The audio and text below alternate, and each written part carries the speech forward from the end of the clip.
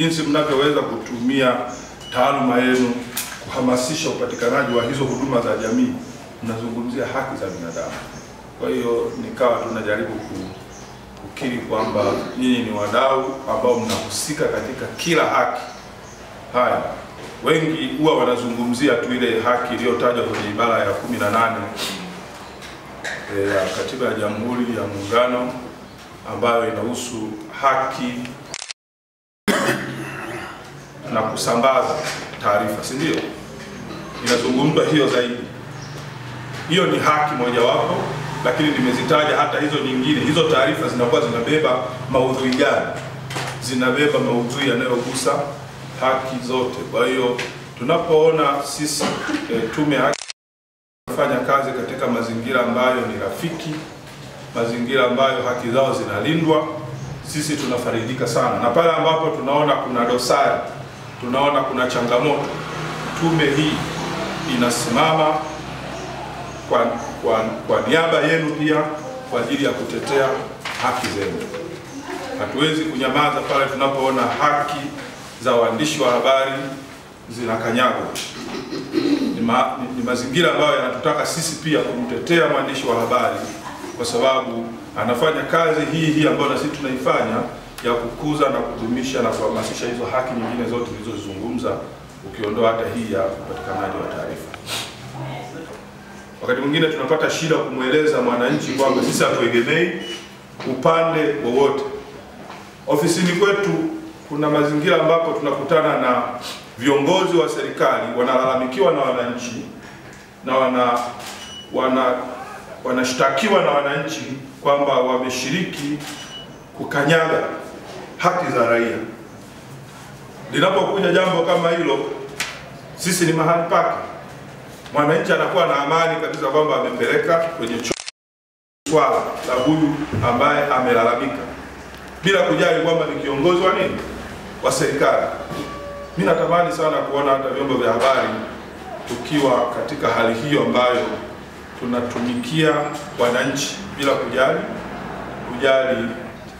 itikadi zetu au sisi wenyewe ndani yetu tunapenda. Ninajua wote labda tuna vitambulisho vya kupiga kura. Unajua mwenyewe utakapopigia kura, si ndio? Lakini unaposimama kufanya kazi yako, fanya kazi kwa kulinda maadili yako ya kitaaluma yanavyotaka kufanya. Inapendeza sana. Sasa tuje kwenu waandishi wa habari. Wajibu wenu ni nini? Ulinzi wa haki za binadamu unatokana na uwepo wa waandishi wa habari wanaotekeleza majukumu yao kwa kuzingatia weledi na uwajibikaji. Waandishi wa habari ni lazima wazingatie viwango vya hali ya juu vya kudumisha uaminifu na kutunza imani yao kwa umma. Hii ni pamoja na kusimamia ukweli, uaminifu na kutunza imani yao kwa umma, kujiepusha na madhara yasiyokuwa ya lazima kwa jamii, kuzingatia maoni na sauti za watu wenye mitazamo tofauti katika uandishi wao. Mheshimiwa Kamishna ameongelea kwa kirefu kuhusiana na swala hili, kutokuwa na mitazamo tofauti ya uandishi. Katika kipindi cha uchaguzi, waandishi habari wana wajibu kama ifuatavyo. 1. Kuelimisha wananchi masuala ya uchaguzi. Waandishi wa habari wana wajibu wa kuelimisha umma kuhusu uchaguzi ili waweze kufanya maamuzi sahihi. Wajibu wa 2, kuripoti habari na matukio yote ya uchaguzi kwa usahihi, haki bila upendeleo kwa chama, mgombea au msimamo wowote wa kisiasa. Hili kamishna pia amelifafanua kwa kirefu. Kuweka uwiano sawia wa taarifa kwa vyama vyote vinavyoshiriki uchaguzi.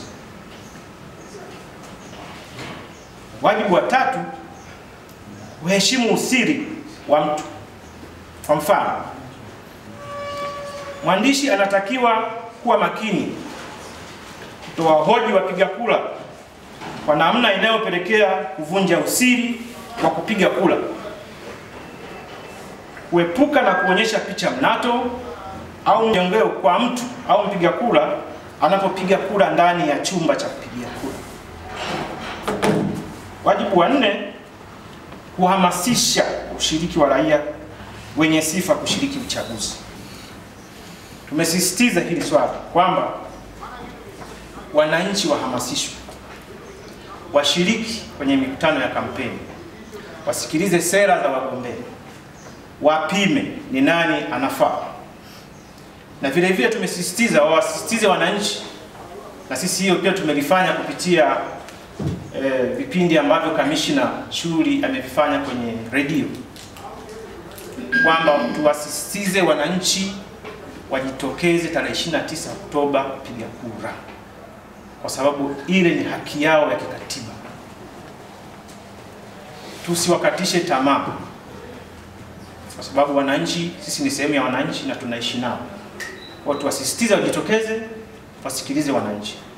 Na nyie pia nawaomba katika kuhamasisha wananchi, nanyi muendelee kushiriki katika kampeni. Nyie ni kioo cha jamii na jamii inawategemea.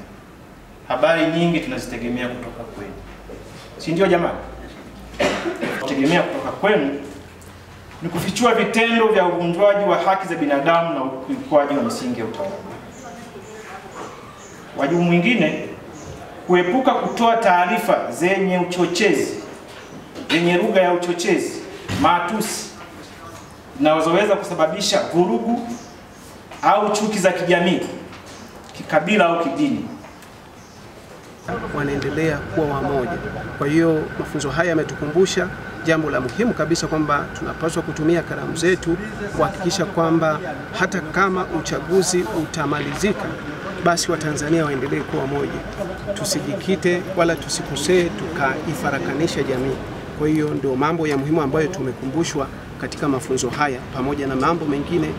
Naitwa Grayson Kakuru, mwenyekiti wa chama cha waandishi wa habari mkoa wa Shinyanga.